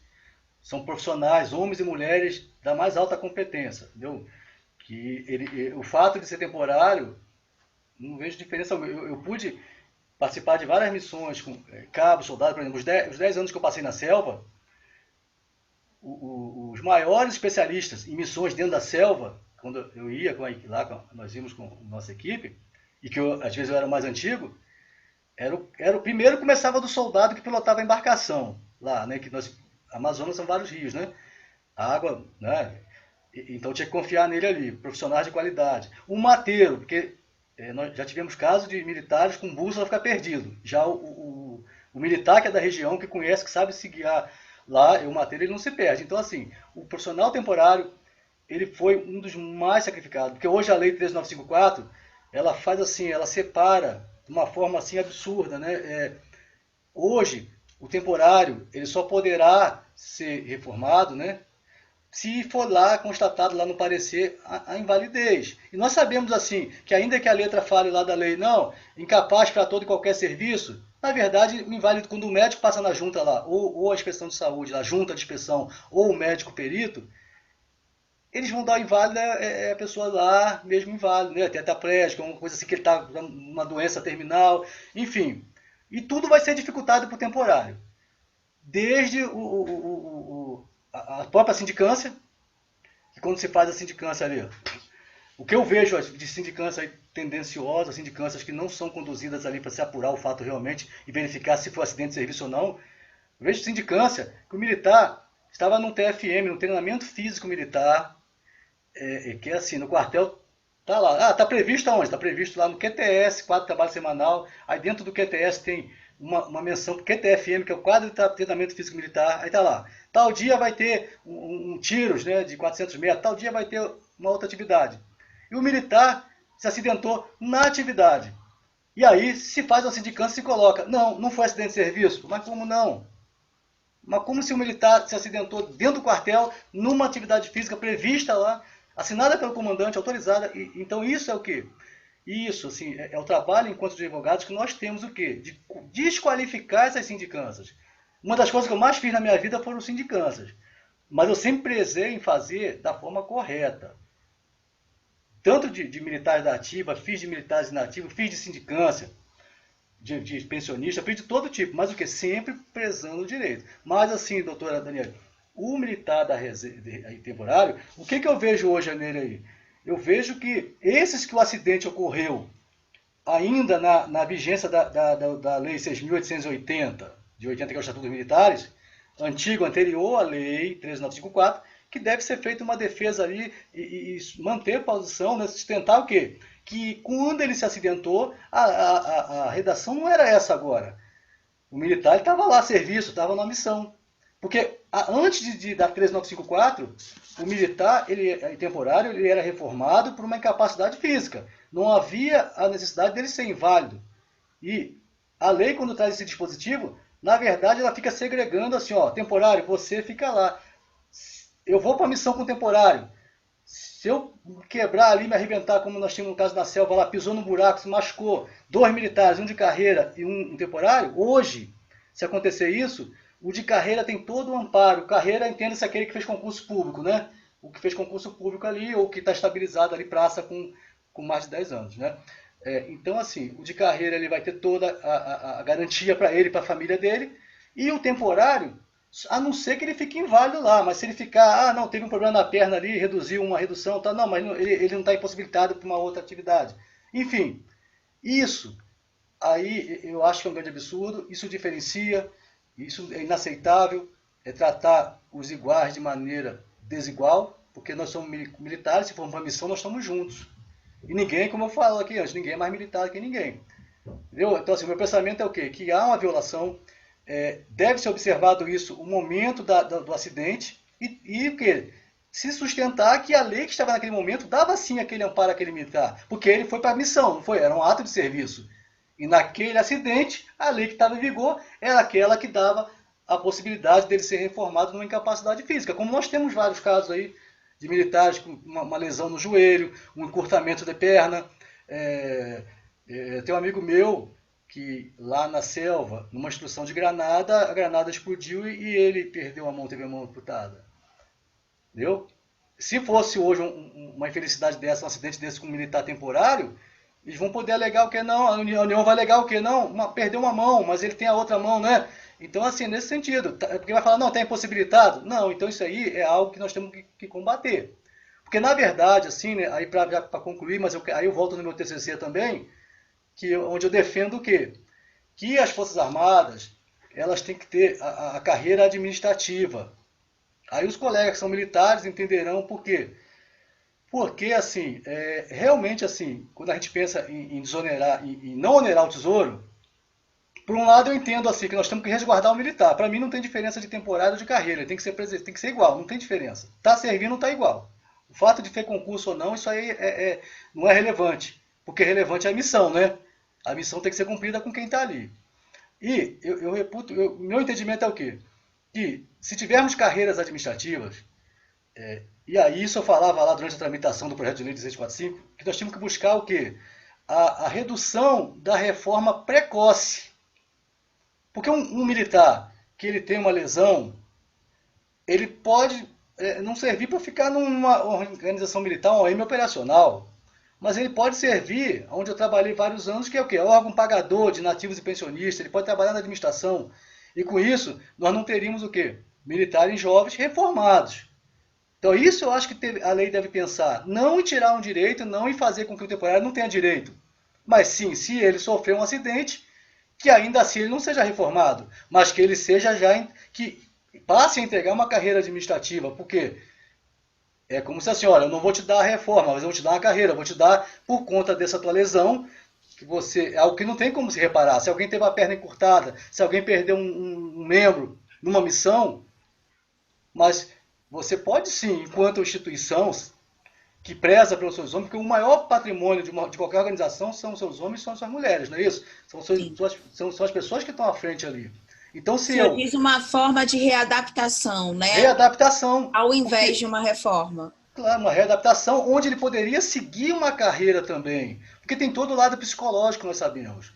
Porque quando reforma um militar jovem por um problema, perdeu um membro, perdeu uma missão tal, e aquilo dá um sentimento ali, né, a pessoa está ali, poxa, né, de fraqueza, de impossibilidade de lutar por alguma coisa, mas porque no tempo que eu fiquei, os 34 anos, eu posso comprovar para qualquer um aí que é possível ter carreira administrativa. Uma pessoa pode sim, um militar, ele pode produzir nos bastidores, na administração, porque a administração, ela tem um trabalho tão grande quanto a operacional, às vezes até maior, porque é toda a parte de pagamento, é a parte da subsistência, de tudo está por trás nos bastidores. Enfim, eu penso que isso, como o colega me perguntou lá no início, é um ponto que ajudaria a desonerar o Tesouro Nacional, porque não teríamos realmente militares jovens reformados, mas, por outro lado, ele não seria, como se diz agora aí, né, deixado para trás, não é o que está sendo usado na nossa pra busca de militares e pensionistas, o quê? Ninguém vai deixar o outro para trás. Então, a gente também, se o militar ele tem um problema de saúde grave,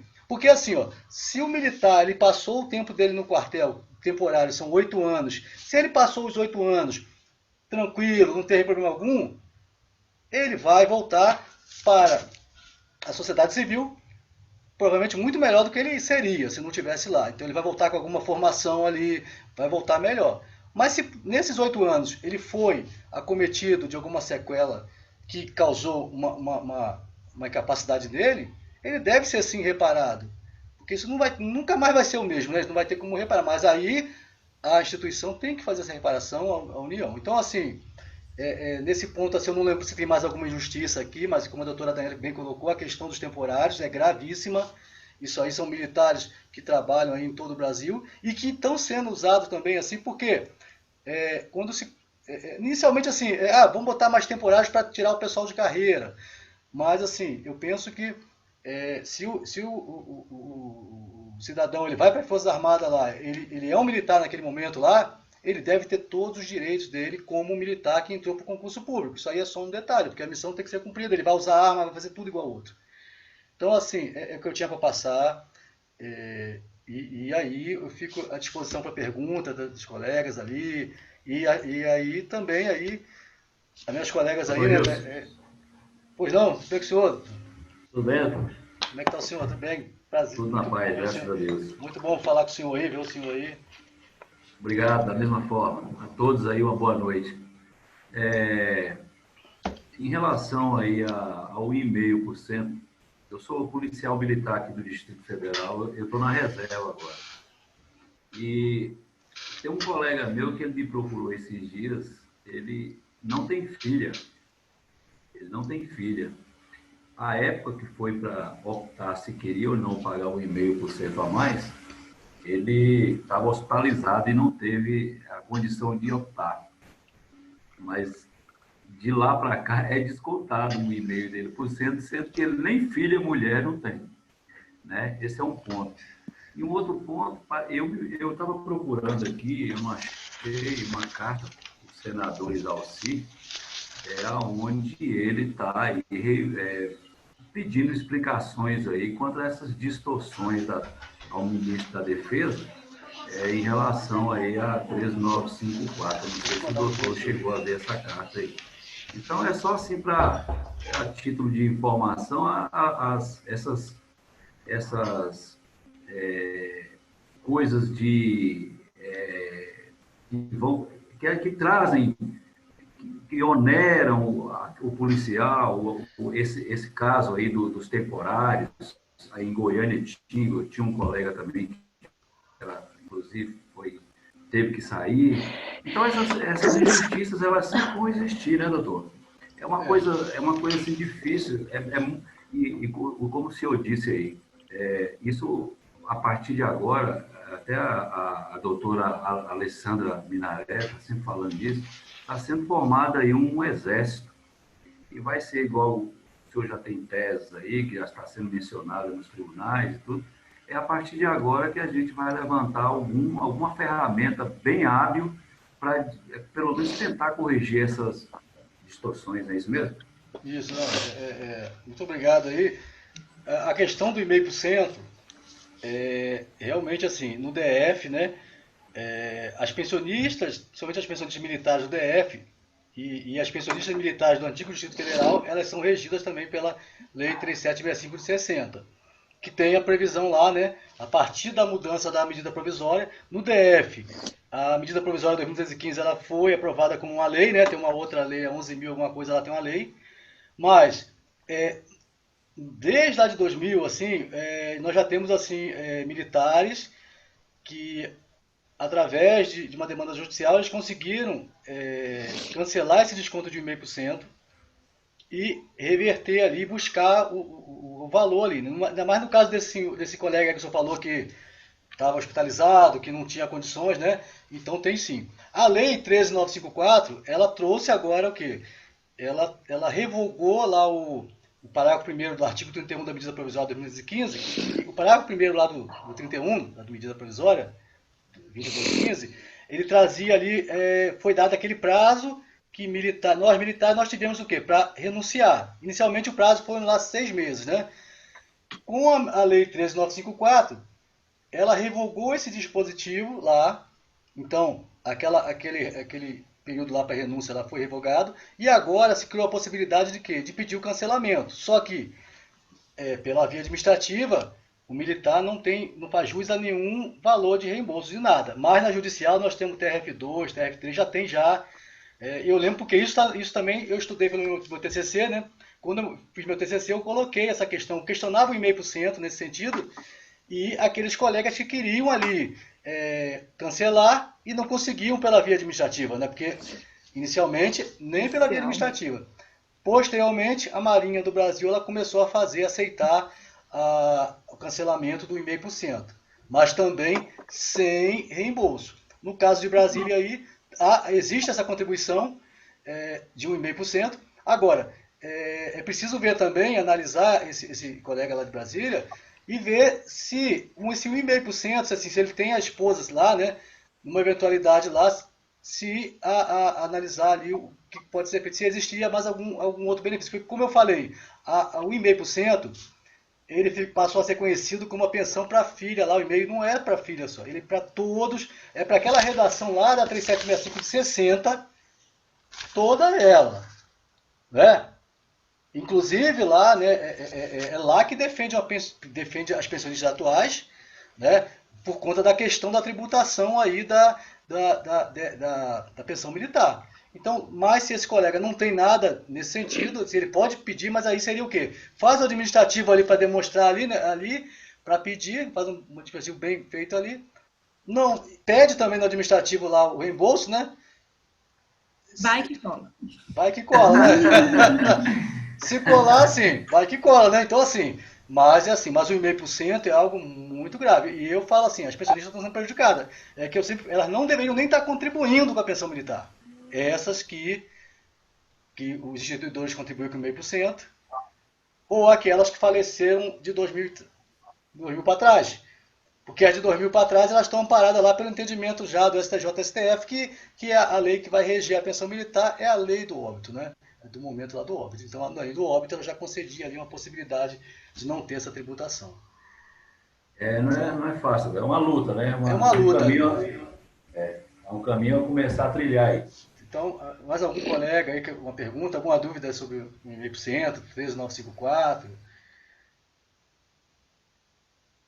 Alguma dúvida? Então, mas é bom, então assim, não quer dizer que ninguém teve dúvida, consegui falar e ninguém, doutora Selma. Eu só não tenho uma dúvida. O professor a dúvida chega quando chega o cliente.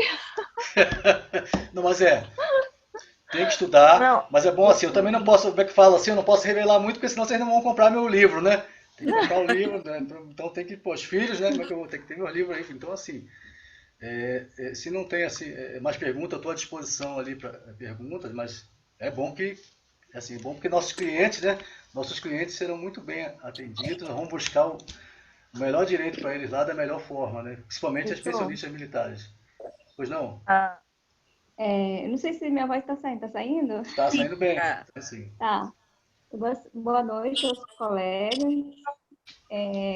Eu gostaria de fazer uma sugestão. Não sei se os demais vão concordar comigo.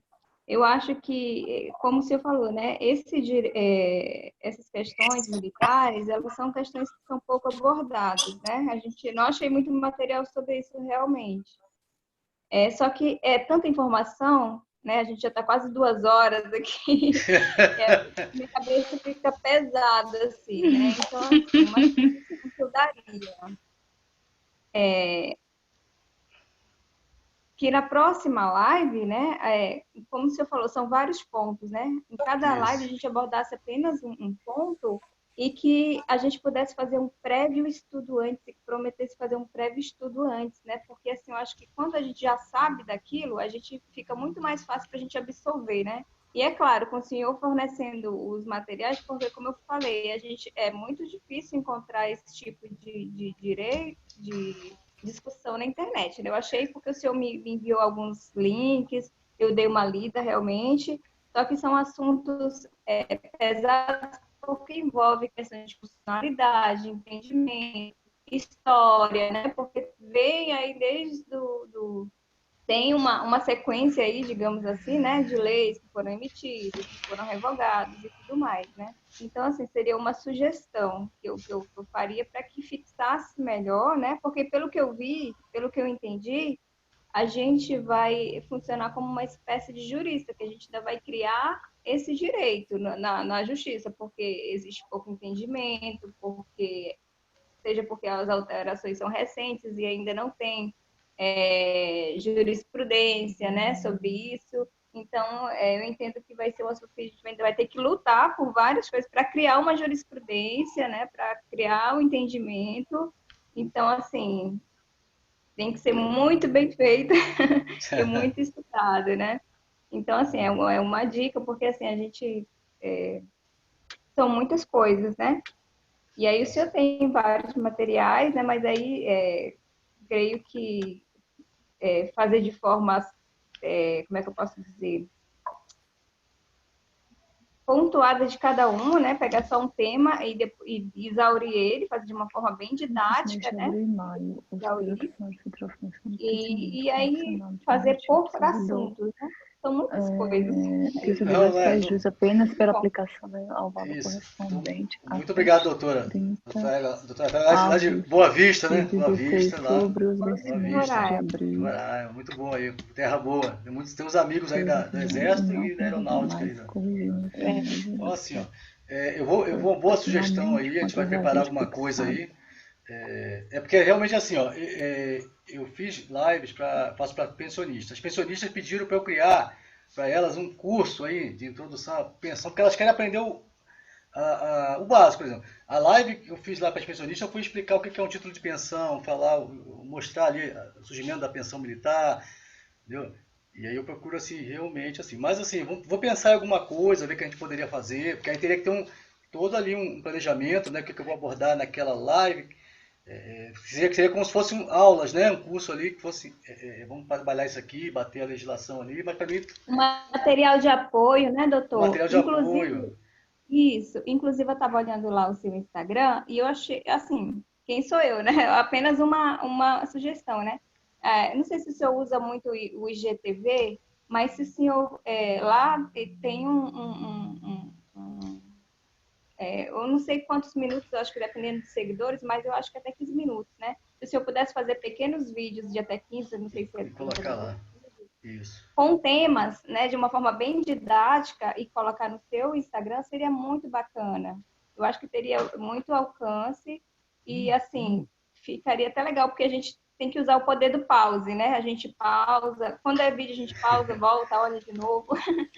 E aí eu acho que seria bem bacana também. É porque, assim, o objetivo, eu acho que hoje, pelo menos eu entendi dessa forma, né?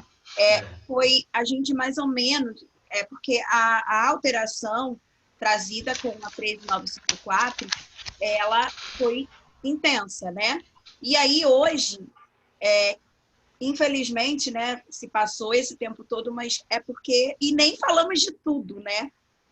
De todos os pontos da alteração dos impactos, né, que era esse até o tema da questão dos impactos das alterações trazidas com a Lei 13.954.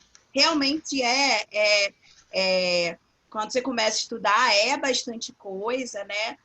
São bastante informações, mas, assim, eu também, assim como você, eu estou estudando, estou construindo tudo, mas é aquele detalhe, né? Cada passo de uma vez. Agora, de repente, com toda essa ponderação que nós tivemos, vale a pena a gente ler de novo a 13954, quem não leu ou quem já leu, para que a gente possa, de repente, lendo de novo, né, ir assimilando e entendendo.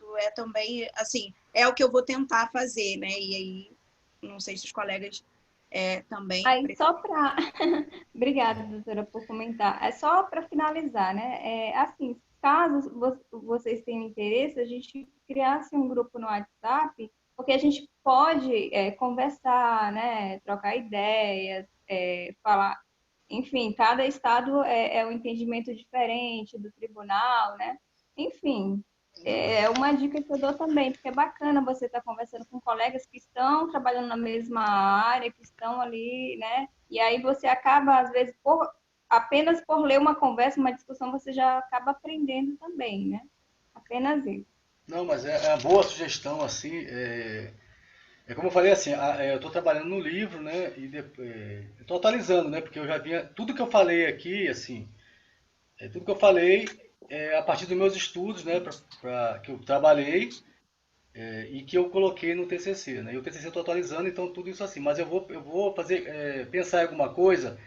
A gente pode fazer assim, por exemplo, como eu fiz com as pensionistas, lá eu peguei só um capítulo que eu tenho que falar de pensão militar, e aí eu esgotei com elas pensão militar, pontuando a 13954, depois seria mais ou menos assim, né? Pega um assunto, vamos falar do 1,5%, aí exaurir aquilo ali, a questão dos pensionistas, e a gente vai sem problemas. Então assim, eu vou pensar em alguma coisa aí do que a gente pode fazer juntos aí para construir aí porque assim, hoje, realmente assim, porque hoje assim, ó, tem uma live quarta-feira com um grupo de pensionistas lá, porque as pensionistas hoje estão em todo o Brasil, né? Elas têm vários grupos e elas pedem, eu fiz uma, mas várias outras não puderam participar, aí eu vou fazer de novo. Mas para os advogados, para os colegas, a gente vai pensar junto aqui, vamos construir alguma coisa junto que a gente possa socializar, que a ideia é o quê? Socializar o conhecimento, né?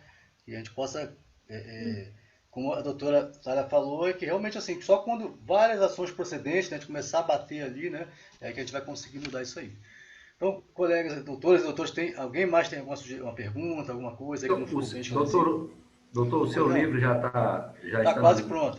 Pronto, Ah, não, tô fechando, trabalhando, né, e vai ser tudo que certo. eu falei aqui vai estar lá, tudo ali, entendeu? Mas aí depois, o manual, né, Direito Penitenciário Militar.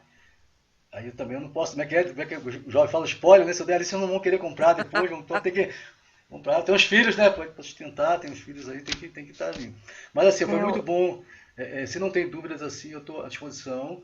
Eu sempre procuro assim contribuir naquilo que posso.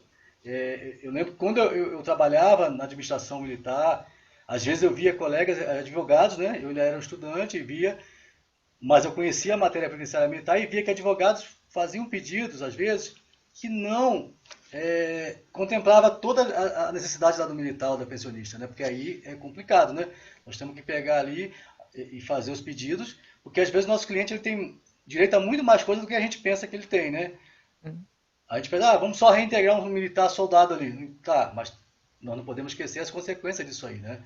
E que se ele for para a reforma, o que pode advir disso aí, dependendo da situação que ele esteja. Então, se não tem mais pergunta, nem minha filha manda fazer a pergunta para o papai, por nada, nem pô. Eu só queria agradecer, né, tu a fazer essa live aí, compartilhar o teu conhecimento, né, e eu acho que tu tem um diferencial, porque além de saber, é que tu faz parte lá. Então, tu vem lá de dentro, né, e isso aí é um olhar diferente e um sentir diferente, porque sabe como funciona a coisa lá dentro, né. Mas eu ainda tenho uma curiosidade para te perguntar dos teus grupos aí, dos militares, porque, assim, historicamente, eles nunca entravam na justiça pelos seus direitos, até porque a coisa funcionava, assim, de uma maneira, digamos assim, correta, né? Agora, ao longo do tempo, né, com esses marcos aí, aí vem, digamos assim, abrindo a possibilidade de questionar direitos, agora com essa nova lei aí, enfim. Mas a cultura deles, eles estão despertando para isso, ou tu acha que ainda eles ainda estão naquelas que as forças fazem tudo certo? Não, o que acontece assim, olha, esse tempo que eu fiquei aí, 34 anos, e os 12 que eu trabalho diretamente com processos, né? E os 20 e pouco que eu estudo direito previdenciário militar, não é comum. O que é comum? É uma reintegração ali, né? De uma outra forma.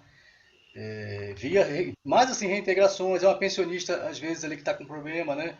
Sim, Ela é não conseguiu muito. ser habilitada, uma filha de pensionista, né? Porque nós temos muitos casos, porque assim, não deu para esboçar, mas assim, eu vou explanar 1,5% mais, porque isso aí, tem casos aí, às vezes, que o militar morreu aí, faleceu antes da implantação do 0,5%, então como é que fica essa filha? Eu trabalhei num caso desse, para você demonstrar, é meio complexo. Então, assim, o militar ele não ajuizava ações, não. Os 28% lá em 93, como eu falei lá, havia toda ali, ó, se você entrar contra a União, você vai ser prejudicado, isso era Sim, fato.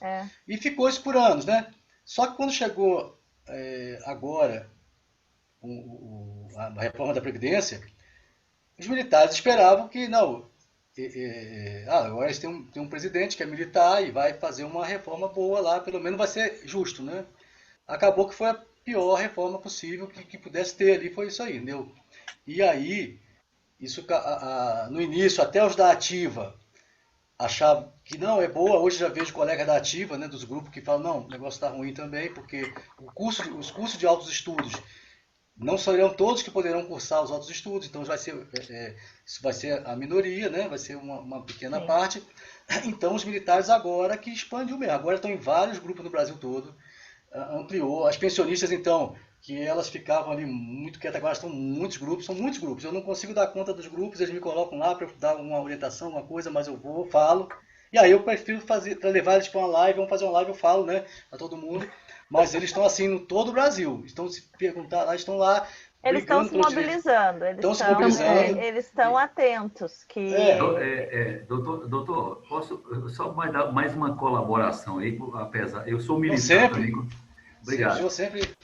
Eu como militar também, eu vejo o seguinte, a cultura vou dizer do policial militar, do bombeiro militar, que é minha praia, né, minha área. O negócio é o seguinte, eu vejo uma cultura onde são subjugados mesmo. A própria mente, a própria natureza do militar, ele se subjuga, ou seja, ele não procura seus direitos, ele tem temor, ele não tem conhecimento. E aí há uma dificuldade, pelo menos ao meu ver, há uma dificuldade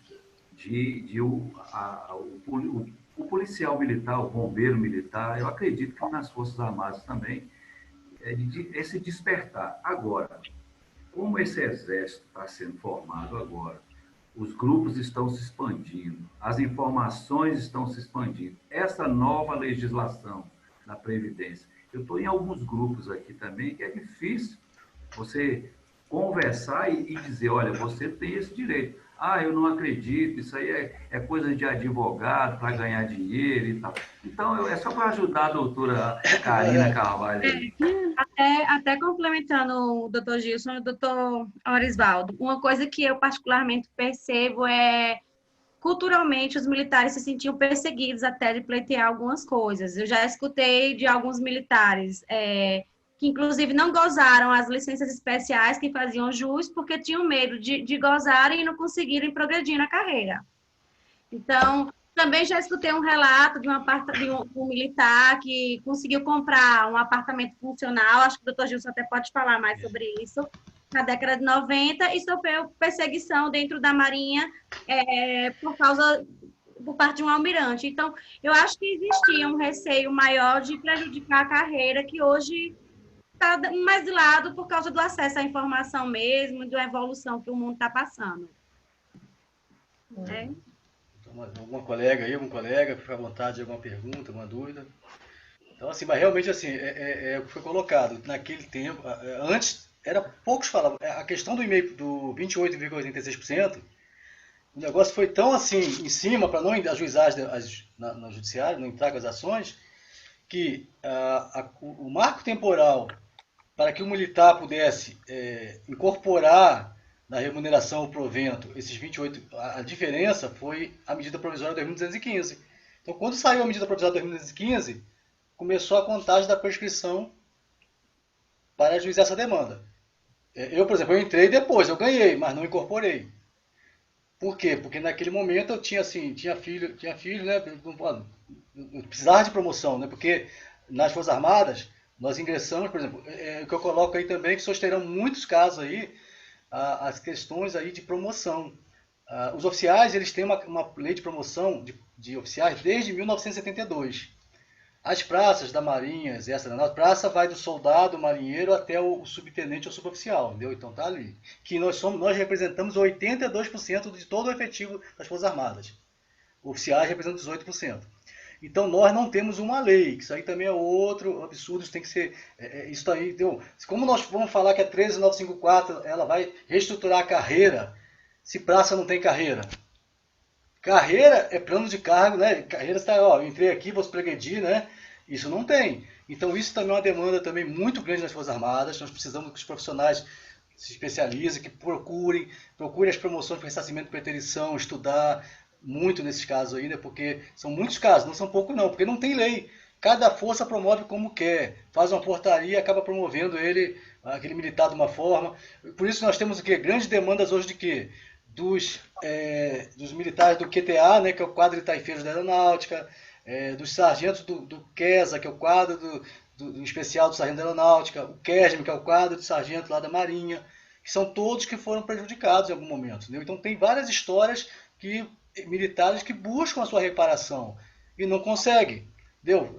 Dificilmente um ou outro ali, porque é como o colega Osvaldo colocou ali, porque não tem, às vezes ele não buscar o advogado que faz o previdenciário militar, que conhece, né? Às vezes ele pega um advogado lá, mas faltou um detalhe lá. Entendeu? E aqui todos os senhores e senhoras estão na área, estudando previdenciário militar, estão se aperfeiçoando, porque é preciso conhecer os detalhes mínimos ali, né? Do que vai ter ali, né? E até o que a gente fala, a linguagem. Então, assim, o meu objetivo é socializar o conhecimento, tanto é que no meu livro eu coloco lá que é uma linguagem clara e acessível para acadêmico, advogado, militares e pensionistas, né? Então, assim, se não tem mais perguntas, assim, eu agradeço a todos. Para mim foi um grande prazer. Eu sempre falo, toda vez que me chamam... E a gente só para agradecer. Toda vez que me chamam, aí eu vou, né? Eu vou para fazer, né, uma live, né? Mas porque eu tenho esse desejo de mudança, né? E só com a nossa união que nós vamos vamos conseguir mudar isso aí, né? Essa realidade aí, né? Então, o que depender de mim, eu estou sempre à disposição. Os colegas sabem que às vezes eu não respondo na hora, porque são muitos grupos, né? Eu tenho que até ver como é que porque é muito, né? De madrugada eu estou respondendo, né? 2 da manhã, boto lá, de manhã estou respondendo lá um negócio. Então, assim. Então, muito obrigado a todos os senhores e senhoras. Obrigada, doutor. Eu estou sempre à disposição aí, e vai estar lá no canal. Entre no canal lá do Subtenente São Gomes, vai estar lá. Como é que é? Dá um link lá, se inscreva. Né? Vai lá, me ajuda, né? Tem que ter inscritos. Tem que ter 1000 inscritos. Adiciona o sininho. O sininho lá. Então, meus amigos aí, estão sempre à disposição aqui em Goiânia, aqui, né? A partir de Goiânia. E com as nossas colegas aí em todo o Brasil, aí, estão aí espalhadas aí.